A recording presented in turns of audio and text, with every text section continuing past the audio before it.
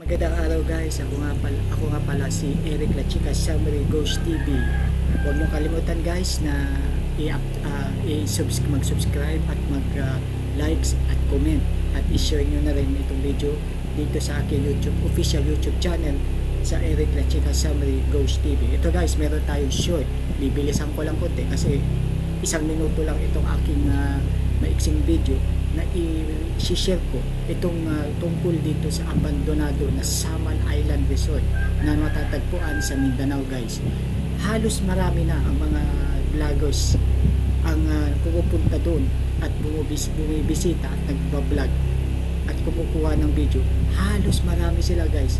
Nakakaramdam sila doon ng mga kalabog, binabato sila, at minsan yung bag ni Idol Donsky na biglang nagbago yung position.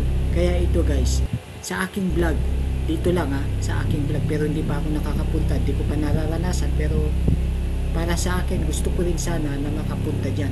Kaya ito, yung ating may experience guys, pagpunta mo pa lang doon sa mga doors, lalo na doon sa taas, marami guys ang mga kababalaghan at kalabog.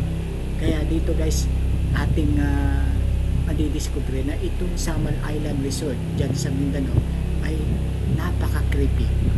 Kaya guys, ito ang aking vlog na maiksing vlog. Kaya maraming salamat guys. More power.